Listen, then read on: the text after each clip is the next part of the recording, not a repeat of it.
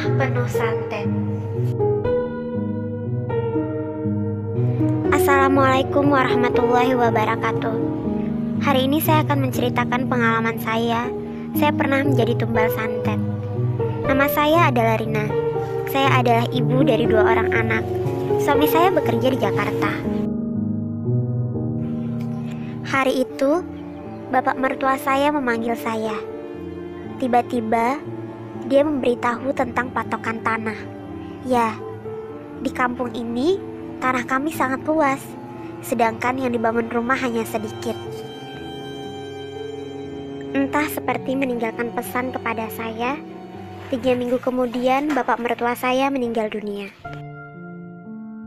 Saya benar-benar syok sekali, dan setelah kematian bapak mertua saya, benar saja, ada tetangga di sebelah rumah kami yang memperbesar rumahnya, dan itu memakan tanah dari bapak saya. Saya berusaha mengingatkan, karena urusan tanah ini adalah urusan akhirat. Saya bicaranya pelan-pelan saja, saya juga bicara secara baik-baik. Tapi, orang itu mengatakan, "Siapa kamu? Kamu itu hanya menantu, kamu juga numpang di situ, kamu gak ada hak buat larang-larang saya."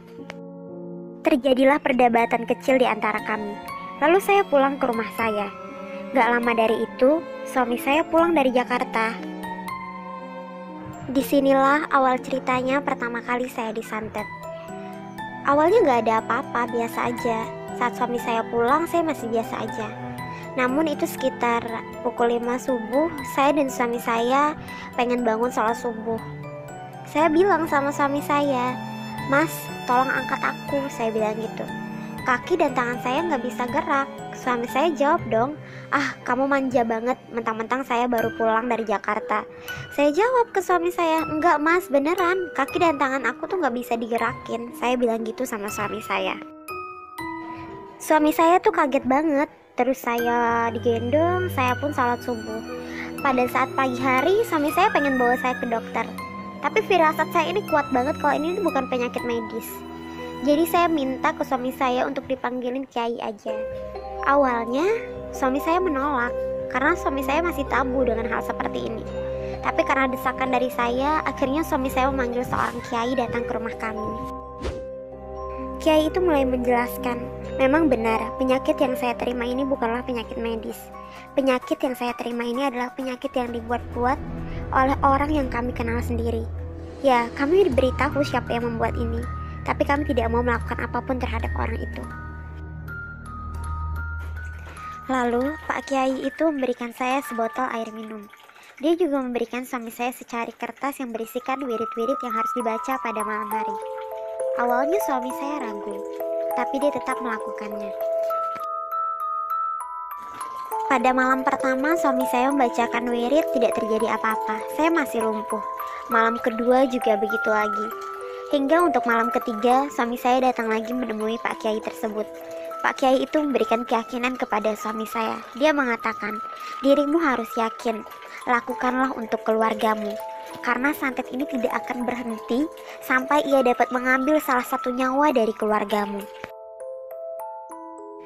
Kemudian, pada malam ketiga, suami saya membaca wirid itu dengan khusyuk.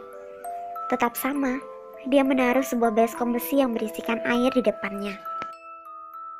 Namun, malam ini berbeda. Anak saya yang peka terhadap hal gaib terbangun. Dia duduk menatap suami saya yang dengan khusyuk membacakan wirid-wirid tersebut. Tiba-tiba, tubuh saya berubah menjadi kejang-kejang, mengeluarkan cairan dari dalam mulut. Dia melihat ada sosok seorang wanita yang keluar dari mulut saya. Lalu dia mengatakan kepada ayahnya, Papa, ada perempuan," katanya seperti itu. Lalu suami saya membuka mata. Dia melihat ada perempuan, paruh baya, pakai baju putih lusuh, rambutnya panjang sepantat. Kemudian, saat mereka berpaling, aku sudah ada di belakang mereka. Mereka menangis melihatku. Mereka sangat senang aku sudah sembuh dari kejadian itu. Ya, kini suamiku percaya bahwa santet itu memang ada. Tapi cerita ini tidak sampai di sini saja. 3 bulan kemudian, aku kembali sakit lagi. Tapi kali ini, kakiku yang membengkak. Kedua kakiku membengkak dengan sangat kuat. Pada saat itu, suamiku tidak ada di rumah. tapi suamiku sedang tugas di Jakarta. Aku pun terpaksa memanggil Pak Kiai kembali untuk ke rumahku. Pak Kiai kembali mengobati diriku. Lalu, aku kembali sembuh dari penyakit itu. Berulang kali kami mengalami hal mistis ini. Bukan hanya aku, malah tiba saatnya anakku yang pertama mengalami sakit yang sangat parah. Ia didiagnosa oleh dokter mengalami sakit persendian. Ia lumpuh, badannya semakin membungkuk, bahkan untuk makan saja dia tidak mampu. Singkat cerita, hari itu lewatlah seorang tabib. Dia berpakaian menggunakan jubah putih. Dia singgah di rumah kami. Dia mengatakan dia melihat ada sebuah bola api di atas atap rumah kami. Itu menandakan bahwa rumah kami sedang mengalami gangguan gaib. Dia kemudian bertanya, apakah di rumah ini ada yang sedang mengalami sakit parah? Aku menjawab, ya, anakku sudah lama sakit parah. Lalu, Habib itu meminta izin untuk numpang sholat di rumah kami. Setelah ia sholat, ia membantu untuk mengobati anak saya. Proses pengobatan pun dimulai. Ia mengobati anak saya dengan sistem ruqyah. Alhamdulillah anak saya sembuh. Kemudian dia berkata, saya akan kembali lagi untuk memagari rumah kalian. 2 hari kemudian, Habib itu datang lagi. Ternyata, Habib itu adalah seorang musafir yang sedang singgah di musola dekat rumah kami. Ia membawa 4 tulang babi dan juga meminta kami untuk menyiapkan 7 butir telur. Habib itu pun mendoakan 7 butir telur itu. Lalu ia menyuruh kami untuk memakan 1 butir telur tersebut. Dan telur tersebut ditanam dekat rumah kami. Begitu juga dengan tulang babi tersebut.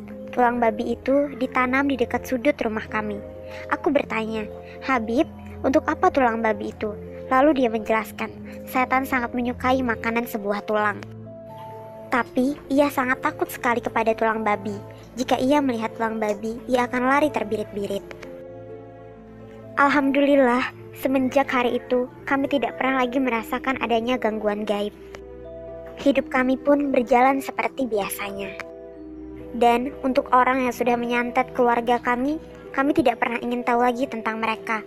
Kami sudah memaafkan dan juga mengikhlaskannya.